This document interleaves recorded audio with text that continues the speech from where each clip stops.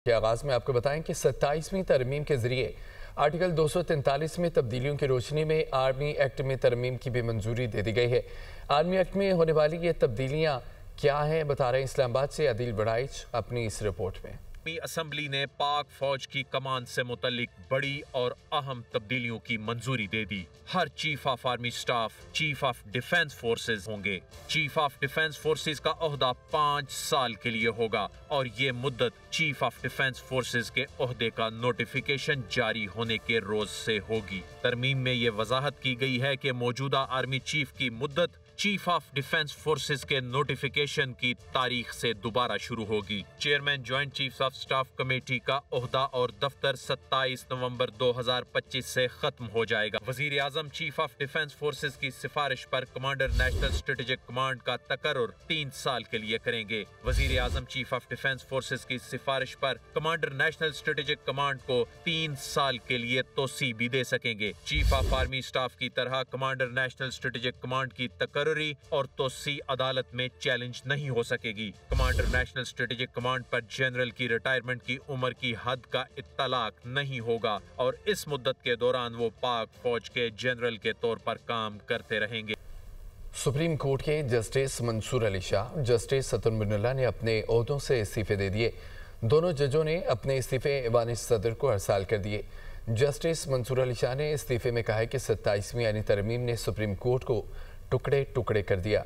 Justice अतन बिनल्ला का कहना है कि आइन की वो रूह जिसका हल्फ लिया था अब बाकी नहीं रही। इस्लामाबाद से रिपोर्ट देखिए। सुप्रीम कोर्ट सीनियर जज जस्टिस मंसूर अली शाह और जस्टिस अतन बिनल्ला मुस्ताफी, दोनों जजों ने इस्तीफों में 27वीं आईनी तरमीम को आइन और अदलिया पर कारी ज़र्ब करार दिया। सुप्रीम कोर्ट के सीनियर जज जस्टिस मंसूर अली शाह ने अपने इस्तीफे में लिखा कि ज़मीर की आवाज पर इस्तीफा दे रहा हूँ, कोई पछतावा नहीं। 27वीं आईनी तरमीम ने सुप्रीम कोर्ट को तकसीम कर दिया है और अदलिया को हुकूमत के मातहत बना दिया है। जस्टिस मंसूर अली शाह का कहना है कि ये तरमीम आईन पाकिस्तान पर संगीन हमला और इंसाफ के निज़ाम को कमजोर करने की कोशिश है। दूसरी जानिब जस्टिस अतन बिनल्ला ने अपने इस्तीफे में लिखा कि मैंने हमेशा आईन पाकिस्तान से वफादारी का हल्फ लिया, मगर आज वही हल्फ मुझे इस्तीफा देने पर मजबूर कर रहा है। जस्टिस अतन बिनल्ला ने बताया कि उन्होंने 27वीं तरमीम से कबल चीफ जस्टिस को खदशात से आगाह किया था, मगर खामोशी और बेअमली के बायस वो खदशात अब हकीकत बन चुके हैं। अब जो कुछ बाकी है वो आइन का महज एक साया है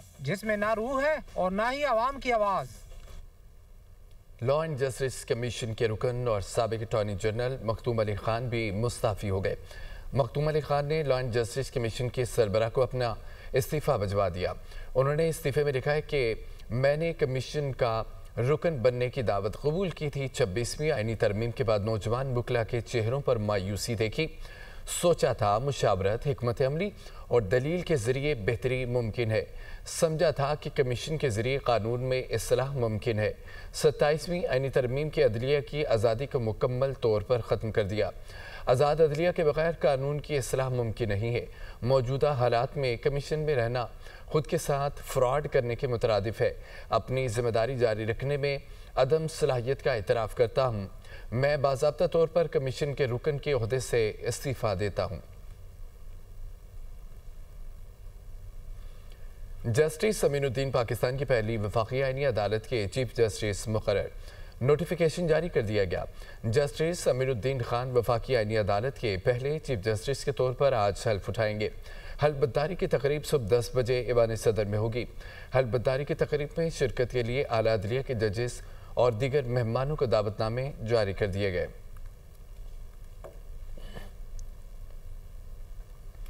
सुप्रीम कोर्ट के 3 सीनियर जजेस की जानिब से खत लिखे जाने के बाद chief justice of Pakistan justice Yahya Afridi का बड़ा फैसला 27वीं यानी तरमीम से मुतालिक फुल कोर्ट इजलास तलब कर लिया। तफसील देखिए। चीफ जस्टिस याहिया अफरीदी ने जुमे के रोज फुल कोर्ट इजलास बुला लिया। फुल कोर्ट इजलास में 27वीं आईनी तरामीम पर बात होगी। राय के मुताबिक जस्टिस मंसूर अली शाह और जस्टिस सतर बिनल्ला के बाद सुप्रीम कोर्ट के जस्टिस सलाउद्दीन पंवर ने भी चीफ जस्टिस याहिया अफरीदी को खत लिखकर 27वीं आईनी तरामीम पर फुल कोर्ट बुलाने का मुतालबा किया था। खत में जस्टिस सलाउद्दीन पंवर का कहना था कि बतौर एहतजाज नहीं बल्कि अपना फर्ज समझते हुए खत लिख रहा हूँ। फुल कोर्ट मीटिंग बुलाकर आईनी तरामीम का शिकवार जायजा लिया जाए। उनका कहना था कि 27वीं तरमीम इख्तियारात के तवाज़ुन को खराब कर सकती है। आइन तकाजा करता है कि सुप्रीम कोर्ट इसका तहफ़्फ़ुज़ करे। जस्टिस अतर मिनल्ला ने चीफ जस्टिस को खत में अदलिया को लाख खतरात पर गौर के लिए कॉन्फ्रेंस बुलाने की दरख्वास्त की थी, जबकि जस्टिस मंसूर अली शाह ने 27वीं आईनी तरमीम के मामले पर चीफ जस्टिस को खत में कहा कि अदलिया मुतहिद न हुई तो आज़ादी और फैसले मुतासिर होंगे। सीनियर वकला सुप्रीम कोर्ट बार एसोसिएशन के साबिक सदूर और दीगर ने भी चीफ जस्टिस को खतूत लिखकर 27वीं आईनी तरमीम पर अपने तहफ़्फ़ुज़ात का इज़हार किया था और फुल कोर्ट इजलास बुलाने का मुतालबा किया था। आधी रात को 1 घंटे में 52 कानून पास करने वाले हमें ताना दे रहे हैं। असम्बली तोड़ने वाले हमें आईनी तरमीम और कानून साजी पर ताना दे रहे हैं। वज़ीर दिफा ख्वाजा आसिफ को सोशल मीडिया पर बयान कहा कि इखलाक बाख्ता लोग पाक दामनी पर लेक्चर दे रहे हैं। ये शेर उस वक्त याद न आया जब इंसाफ का कत्लेआम हो रहा था। जजों का एक टोला मिलकर सियासी मफादात का मुहाफिज बना हुआ था। ये आइन और कानून के बजाय किसी के सियासी मफादात के मुहाफिज थे। ये सियासी पार्टी के वर्कर बने हुए थे। वज़ीर आला सिंध मुराद अली शाह के यूनिवर्सिटी रोड पर K4 मंसूबे के तहत तरक्याती काम का जायजा। वज़ीर आला सिंध ने Karachi water and sewerage empowerment programme के तहत जारी काम का जायजा लिया। मंसूबे पर 24 घंटे काम जारी रखा जाए। ट्रैफिक की रवानी को बरकरार रखने के लिए मुतबादिल रास्तों को बेहतर किया जाए। वज़ीर आला मुराद अली शाह की हिदायत कहा कि फराहमियाब का मंसूबा K4 शहर के लिए अहम है। तरक्याती काम वक्त पर मुकम्मल किया जाए। हुक्काम ने वज़ीर आला और सूबाई वज़रा को मंसूबे से मुतालिक आगाह किया। चेयरमैन दुनिया मीडिया ग्रुप मियां आमिर महमूद का कहना है पाकिस्तान के जमहूरी अदवार में मुकामी हुकूमतें नहीं बन सकीं। इंतज़ामी यूनिट छोटे करने से लोगों के मसाइल जल्द हल होंगे। हमारे इदारे मजबूत नहीं हो सके। माजी में अच्छे लोग भी परफॉर्म ना कर सके क्योंकि उन्हें लेवल प्लेइंग फील्ड नहीं मिला। तमाम जमातें छोटे सूबे अपने मंशूर में रख चुकी हैं लेकिन इस पर काम नहीं कर सकें। ख़ानदानी सियासत पढ़ी लिखी क़यादत से खौफजदा है। जिन लोगों को इंसाफ नहीं मिल रहा उनके लिए कुछ करना है। हम नहीं कर सकते, ये सोच बदलना होगी। नौजवान तबका जो ठान ले वो होकर रहता है। सियालकोट यूनिवर्सिटी में आगाही मुहिम के खुसूसी सेशन के बारे में देखते हैं ये रिपोर्ट। 2030 का पाकिस्तान, चैलेंजेस, इम्कानात और नई राहें। Association of private sector universities of Pakistan की मुल्कगीर आगाही मुहिम के दौरान यूनिवर्सिटी ऑफ सियालकोट में खुसूसी सेशन। चेयरमैन दुनिया मीडिया ग्रुप मियां आमिर महमूद ने अपने खिताब में कहा पाकिस्तान के जमहूरी अदवार में मकामी हुकूमतें नहीं बन सकी। हमारे इदारे मजबूत नहीं हो सके। अवामी खिदमत के लिए मकामी हुकूमतें जरूरी है। इंतजामी यूनिट छोटे करने से लोगों के मसाइल जल्द हल होंगे। इससे इंतजामी अखराजात भी कम हो जाएंगे। पाकिस्तान एक फेडरल हुकूमत रखता है, एक फेडरेशन है जिसके 4 सूबे हैं और हम सिर्फ एक ही फेडरेशन है दुनिया में जिसमें उसका एक फेडरेटिंग यूनिट 52% ऑफ फेडरेशन है। हमारे इदारे मजबूत नहीं हो सके और उसमें भी शायद बहुत बड़ा हाथ इसीलिए है कि हमारे सूबे गवर्नेबल नहीं है। 3 टीयर्स में, एक जो आपकी फेडरल गवर्नमेंट है, दूसरी प्रोविंशियल गवर्नमेंट और तीसरी लोकल गवर्नमेंट। इसमें 2 ऊपर वाली हुकूमतें तो हुकूमत करने के लिए हैं। आपकी खिदमत करने के लिए अगर कोई हुकूमत है तो वो लोकल गवर्नमेंट है। मियां आमिर महमूद का कहना था कि पाकिस्तान ज्यादा आबादी वाले 10 ममालिक में वाहिद है जहां सिर्फ 4 सूबे हैं। चीन के 31 विफाकी यूनिट, भारत में 39 सूबे, अमेरिका में 50, इंडोनेशिया 34, ब्राजील 36, रूस के 46 सूबे और मैक्सिको में 31 रियासतें हैं। पाकिस्तान में अगर 33 सूबे बनते हैं तो सूबाई हुकूमतें साइज में छोटी होंगी। Pakistan is 5th largest country of the world. अगर हम पॉपुलेशन में देखें, अगर हम 10 बड़े मुल्कों का जिक्र करें तो वो क्या कर रहे हैं, उनकी गवर्नेंस कैसी है, वो अपने मुल्क को किस तरह से चला रहे हैं। इसमें चाइना और इंडिया हैं जो आबादी में सबसे बड़े मुल्क हैं दुनिया में। चाइना की 31 सब नेशनल यूनिट्स हैं, सूबे आप कह लें उनको, वो 31 हैं। इंडिया 39 है।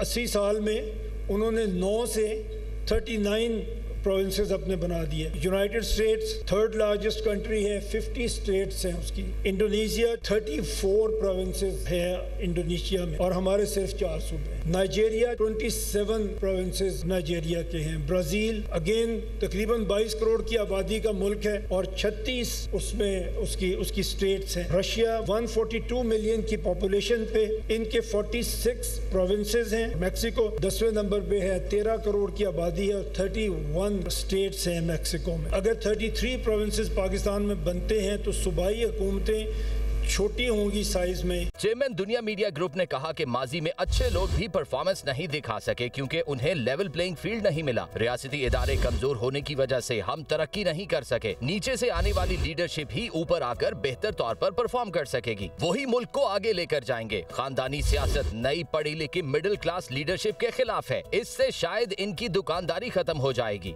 बड़ी जमातें छोटे सूबों को अपने मंशूर में रख चुकी हैं, लेकिन इस पर काम नहीं कर सकी। खानदानी सियासत पढ़ी लिखी क़यादत से खौफजदा है। सूबों में अगर आपके 33 प्रोविंसेस हैं, उसमें 33 गवर्नमेंट्स बनी हैं, उसमें 33 चीफ मिनिस्टर्स बने हैं, उनमें कुछ तो होंगे जो परफॉर्म करके दिखाएंगे, जो अपने सूबे को आगे लेके जाएंगे और परफॉर्मेंस की बेस पे पॉलिटिकल करियर में आगे बढ़ेंगे। वो लीडर भी हमारा एक मकसद है और वही होंगे जो इस मुल्क को आगे लेके जाएंगे। दुनिया में पॉलिटिकल लीडरशिप मिडिल क्लास से आती है और वही लीडरशिप कामयाब होती है। ये कोई भी नहीं चाहता कि उसकी दुकान के सामने एक और दुकान खुल जाए। I hate to quote again India, but आप देखें वहाँ पे रीजनल लीडरशिप इतनी बड़ी उभर के आई है कि जो उनकी सबसे बड़ी, जब मैं नाम नहीं लेता, जो उनकी सबसे बड़ी फैमिली थी जिसने हिंदुस्तान बनने से लेकर सबसे ज़्यादा हुकूमत की है, उसको समझ नहीं आ रही कि वो क्या करे। तो ये जो फैमिली पॉलिटिक्स है ये सबसे ज़्यादा थ्रेटन्ड है नई पढ़ी लिखी मिडिल क्लास लीडरशिप से। मियां आमिर महमूद ने कहा, जिन लोगों को इंसाफ नहीं मिल रहा उनके लिए कुछ करना है। हम नहीं कर सकते, ये सोच बदलना होगी। हमें अपनी अपनी जिम्मेदारी पूरी करनी होगी। गवर्नेंस बेहतर बनाने के बाद गुर्बत में कमी आएगी। कोई अपनी वजह से गरीब होगा, रियासत उसकी जिम्मेदार नहीं होगी। हमें ये सोच निकालनी है अपने अंदर से कि हम क्या कर सकते हैं। ये आप लोग जो बैठे हैं, मैं बार बार कहता हूँ, जो 1% ऑफ द नेशन है, आपके ऊपर सबसे बड़ी जिम्मेदारी है कि आपने बात करनी है और आपने इस नेशन को लीड करना है किसी न किसी रोल में। अगर हम यहाँ की गवर्नेंस अच्छी कर देंगे तो फिर जो गरीब होगा वो अपनी वजह से गरीब होगा, वो हमारे इस्तेमाल की वजह से गरीब नहीं होगा। मियां आमिर महमूद ने कहा कि जो लीडरशिप छोटे सूबों में काम नहीं कर सकती उनके लिए पंजाब को बुरा कहना बड़ा आसान है। सूबे छोटे होने से अलग होने की सोच कभी कामयाब नहीं होगी। हमारा मकसद आम आदमी की जिंदगी को ही बेहतर बनाना है, हर किसी को इलेक्शन नहीं लड़ना। मकसद तो आम आदमी की जिंदगी ही है, उसी की जिंदगी को बेहतर बनाना आमतौर पर मकसद है। सबसे ज्यादा तादाद भी उनकी है। आपके पास आने का मकसद ये है कि आप अगर इस बात को समझ लें, अगर आपको ये बात समझ आती है तो आप ये बात आम आदमी तक पहुंचाएं। और हमारा बिलीव ये है, और हमने जितनी भी रिसर्च इसमें की है उससे यही बात साबित होती है कि अगर एडमिनिस्ट्रेटिव यूनिट्स आप छोटे कर लेंगे, लाइक हम ये प्रपोज कर रहे हैं कि हर डिवीजन को आप सूबा बनाएं। अगर ये करेंगे तो 33 प्रोविंसेस पाकिस्तान में बनेंगे। अगर 33 प्रोविंसेस पाकिस्तान में बनते हैं तो सूबाई हुकूमतें छोटी होंगी साइज में। दूसरा, सूबाई हुकूमतें इस काबिल होंगी कि वो थोड़ी आबादी में थोड़ी जगह पे लोगों को सर्व कर सकेंगी। चेयरमैन दुनिया मीडिया ग्रुप का कहना था, अपने हुकूक कैसे मिलने हैं ये मालूम होना चाहिए। हमारा काम आगाही देना है। यूनिवर्सिटीज के अलावा हम कहीं नहीं जा रहे हैं। आपके हाथों में सोशल मीडिया है। नौजवान तबका जो ठान ले वो जरूर होगा।